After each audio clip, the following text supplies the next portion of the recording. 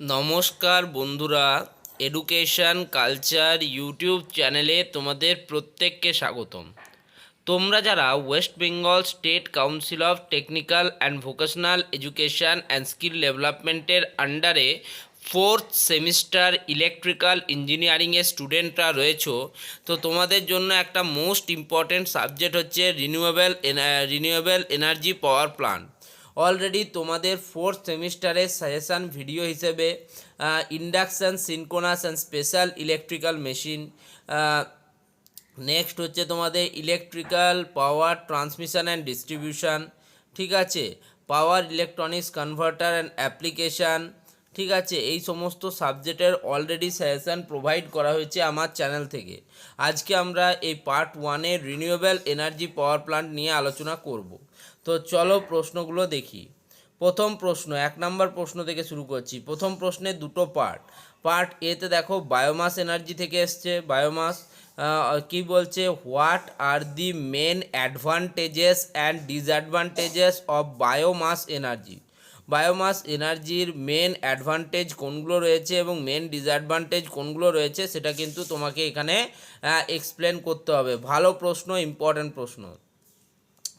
Part বিতে কী বলছে দেখো, what are the variable parameters wind energy generation depends on. কোন কোন ভ্যারিয়েবল প্যারামিটার রয়েছে যার উপর বায়ু শক্তি জেনারেশন ডিপেন্ড করে, ঠিক আছে, উৎপাদন, বায়ু শক্তি জেনারেশন বা বায়ু শক্তি উৎপাদন ভরসা করে বা ডিপেন্ড করে, সেটার জন্য 3 মার্কস রয়েছে। অবশ্যই কিন্তু 3 মার্কস যেহেতু রয়েছে এক্সপ্লেন করতে হবে। ওকে, নেক্সট 2 নম্বর প্রশ্নের পার্ট এতে কি বলছে দেখো, উইথ আর নিড স্কেচ, একটা পরিষ্কার পরিচ্ছন্ন চিত্রের মাধ্যমে explain the functions of the main components of a HAWT।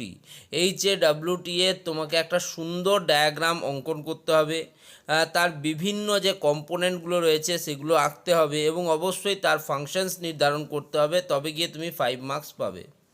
2 number কোশ্চেনেরই part বিতে কী বলছে দেখো, write short note on fill factor. Fill ফ্যাক্টরের উপর তোমাকে শর্ট নোট লিখতে হবে, তার জন্য রয়েছে 2 মার্কস। পার্ট সিতে দেখো কি বলছে, হোয়াট ইজ পাইরোনোমিটার। পাইরোনোমিটার কি সেটা কিন্তু জানতে চাইছি, সেটা রয়েছে 1 মার্কস, অর্থাৎ 5 + 2 + 1 8 মার্কস। নেক্সট চলে যাব 3 নম্বর প্রশ্ন। 3 নম্বর প্রশ্নের পার্ট এতে কী বলছে দেখো, what is anaerobic digestion. Anaerobic digestion বলতে কি বোঝো। পার্ট বিতে রয়েছে দেখো, name different substrate for an anaerobic digestion. Anaerobic ডাইজেশনের ক্ষেত্রে বিভিন্ন ধরনের যে সাবস্ট্রেটস রয়েছে সেটা কিন্তু জানতে চেয়েছে, তার জন্য 3 মার্কস রয়েছে। পার্ট সিতে কী বলছে দেখো, write about utilisation of animal manure and slurries as feed stock for anaerobic digestion. Anaerobic ডাইজেশনের ক্ষেত্রে যে বিভিন্ন ধরনের প্রাণীদের মলমূত্র ব্যবহার করা হয় তার কীভাবে ইউটিলাইজেশন করা হয় সেটা কিন্তু জানতে চেয়েছে, তার জন্য রয়েছে 3 মার্কস, অর্থাৎ 2 + 3 + 3 8 মার্কস। সরি, 4 নম্বর প্রশ্ন দেখো, ফলোয়িং টার্মসকে ডিফাইন করতে বলা হয়েছে।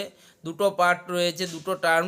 এতে রয়েছে দেখো লিফট কোঅফিশিয়েন্ট। লিফট কোঅফিশিয়েন্টের টার্মটাকে তোমাকে ডিফাইন করতে হবে এবং একই সাথে বিতে দেখেছে দেখো টিপ স্পিড রেশিও। টিপ স্পিড রেশিওকে তোমাকে ডিফাইন করতে হবে। দেখো দুটো কিন্তু 4 + 4 8 মার্কস রয়েছে, তার মানে শুধু ডেফিনেশান লিখলে কিন্তু হবে না, তার সাথে অ্যাডভান্টেজ বা ডিসঅ্যাডভান্টেজ বা অ্যাপ্লিকেশান বা যদি এরকম ক্যারেক্টারিস্টিক্স, ঠিক আছে, এরকম তোমাকে কিন্তু সাজিয়ে উত্তরটাকে পরিবেশন করতে হবে। 4 মার্কস কিন্তু এমনি শুধুমাত্র ডেফিনেশান লিখে দিলে তুমি কিন্তু পাবে না।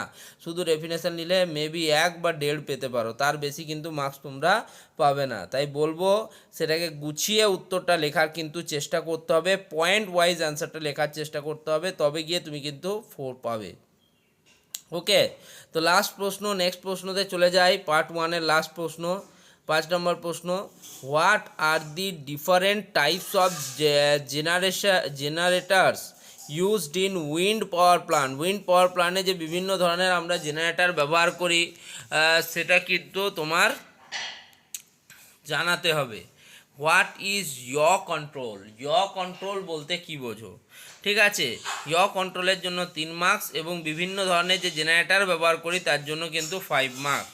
তো টোটাল দেখতে পাচ্ছ 5টা প্রশ্ন দিলাম, 5টা প্রশ্ন কিন্তু তোমার বিভিন্ন টপিক থেকে রয়েছে, ঠিক আছে। তাই বলবো যে এরকম কিন্তু আরও পার্ট বাই পার্ট সাজেশান আসবে, তো অবশ্যই সেই সাজেশানগুলোকে ফলো করবে, চ্যানেলটিকে সাবস্ক্রাইব করবে, ভিডিওগুলোকে লাইক করবে, বন্ধুদের মধ্যে শেয়ার করবে। ধন্যবাদ।